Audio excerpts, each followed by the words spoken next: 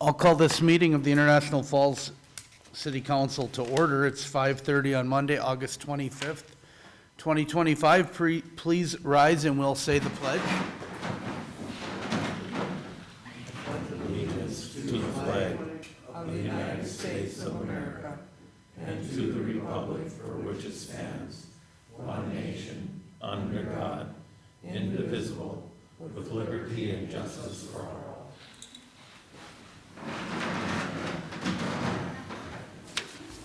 All members of the council are present for the record. We will move on at this time to new business, which is to discuss the International Falls Ambulance Service. This is a special city council meeting to be noted specifically for this purpose. Excuse me. When I came to City Hall this afternoon, I had a letter in my mailbox from the Office of Emergency Medical Services that I would like to read aloud for the record. This letter was dated August 21st, 2025, addressed to myself. Hello, Mayor Dill. Thank you for reaching out. And actually, before I read it, I'll just preface this that there's been several letters that have been approved by the council and sent out to our friends in Rainier, the County of Couchiching, the County of St. Louis, the Office of Emergency Medical Services, and others. So this is a response to a letter that we wrote. Thank you for reaching out to the Office of EMS with your question. Minnesota Statutes Chapter 144E does not provide an avenue for a licensed ambulance service to surrender a license once granted. The service may, however, apply for a license to offer a new type of service under Section 144E.11 or transfer ownership under Section 144E.14. Otherwise, the licensed ambulance service must continue to provide the type of service for which it is licensed for the 2-year life of the license. When it becomes time to renew the licenses, the service could choose not to renew one or both licenses at that time. Currently, International Falls Ambulance holds 2 licenses, Basic Life Support License and Part-Time Advanced Life Support License. These are valid through 12/31/2026. At a minimum, the ambulance service is required to provide service at the BLS level 24 hours a day, 365 days a year. The part-time license allows the service to provide advanced level care when a paramedic is staffed and ALS medications and equipment are available. When the renewal period opens for the ambulance licenses next year, the service could choose to apply for renewal of the BLS license only and allow the part-time ALS license to expire. The service could also choose not to renew any license and discontinue service on January 1st, 2027. I would add that the context of the letter is not necessarily at this point representative of any actions that we may take, but rather for information. The floor is open for discussion.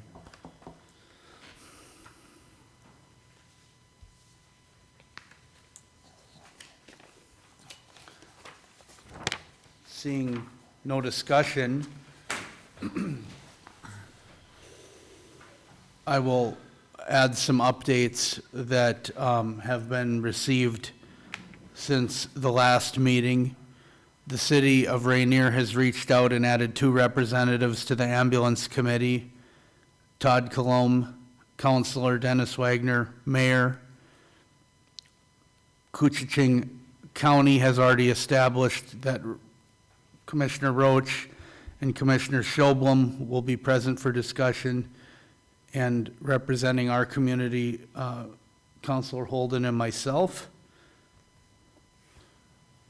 I would add that St. Louis County has verbally expressed great interest in the establishment of a district to guarantee full-time service availability for the area of their county that's either served or within our PSA. I think notably Cab, Atogama, Ash River, and Ash Lake areas. Excuse me. Commissioner Schoblum from Koochiching County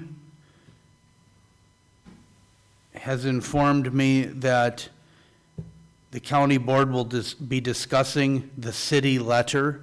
As I indicated, the city has sent out many letters. This will be happening tomorrow at their regularly scheduled board meeting for anybody interested in attending.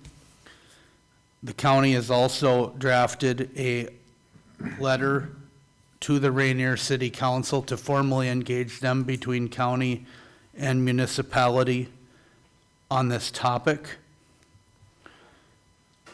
And Commissioner Roach and Commissioner Schoblum also plan to present directly to the Rainier City Council as soon as practical on the topic of establishing a district to support our ambulance service. Floor is open for other updates or conversation at this time. Please, Chief Manassa. Yeah, Mayor Gill, I was just curious if you've had any other correspondence with the Office of Emergency Medical Services other than the letter. And the only reason I ask is some of this information is a little contradictory to what we received in 21. So the part of allowing the ALS license to expire and go down to a BLS license, I think has always been somewhat of an option, not a, they didn't like it, but they would allow it. But if, I would have to find the letter I received in 21, but it outlined what would happen if we were to give up our license, and it wasn't as simple as not or however this is worded here, not renewing a license and then discontinuing service in 27. It was more to the fact that we had to have somebody lined up to take that license, or we had to transfer the license. So I'm just curious if something legislatively changed that you're aware of, or if we got bad information then, or are getting bad information now, but it's not exactly lining up to what we had in 21. I think all great talking points. Like I said, I came to City Hall and found this in my mailbox.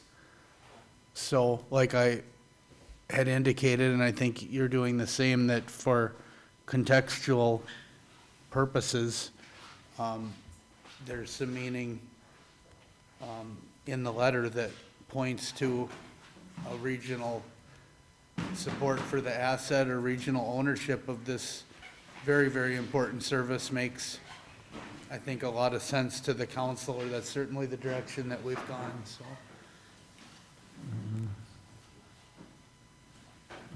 Yeah, and like I said, I just, I guess I feel like I've been lying to the council for 2 years now, or 3 years, because this is not the information we were given in 21, so. Like I said, something has changed, so maybe I'll follow up with Charles or, Dylan and find out about that, but like I said, I was under the impression that we had to either transfer that license or have on paper somebody contractually willing to take over that PSA, was the understanding I was under from 21, and I will try and find the letter that states that, but I think we've maybe been operating in again, either we had bad information then, or we don't have accurate information now, so it'd be nice to know exactly what our, not that I'm in favor of that option, but I didn't think that was even an option, so.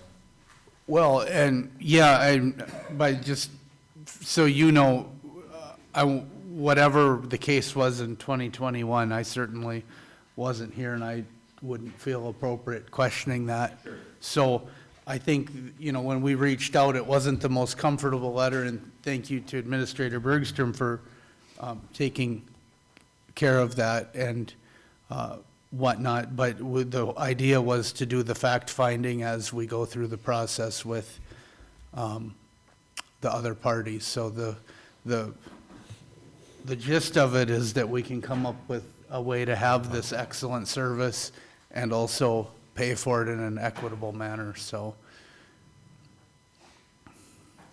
I would, like you said, have you reach out to see what happened, just so, sounds like maybe clarification for yourself more than anything, and us, but so you're not as uncomfortable with how you're feeling or whatever, and never, and I never assumed any of this, that you weren't telling us what you thought was the case.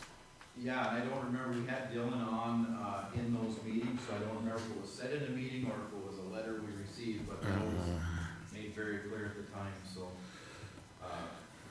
hopefully, yeah. Hopefully, we're not going that route anyway, so. I understand. Thank you, Chief. Is there any more discussion or business for the council?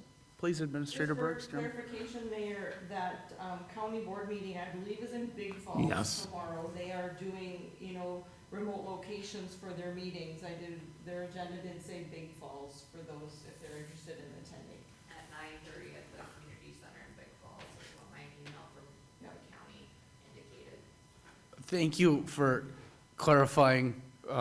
I guess I had not remembered that, so Yeah. we saved probably some folks going to the courthouse wondering where the meeting's at. At this time, we will offer audience open forum, which would be name and address for the record if you have comments of any kind, and it is 3 minutes. Seeing no comments at this time, is there any more business to come before the council? I'd just like that, like we all don't know it, and we're all trying to get this done as fast as we can, but we're coming in on September, so we can start making, sooner than later. I know everybody realizes that, but I just wanted to state it on record so we can, with budgets and all that stuff. Thank you, Counselor. And I would just like to, I guess, add that Counselor Wagner and I have been working with the county on a different issue. It's gone, I would say, relatively well.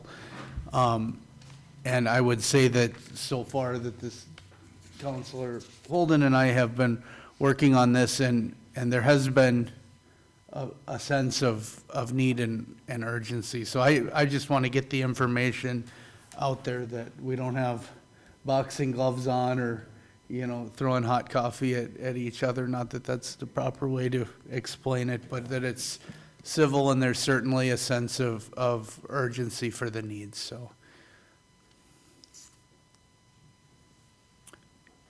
If there's no further business to come before the council, it is 5:43 PM, and I believe it's at 6 o'clock. For those that would like to join us, we will be discussing the open house over the rebuild of the city band shell.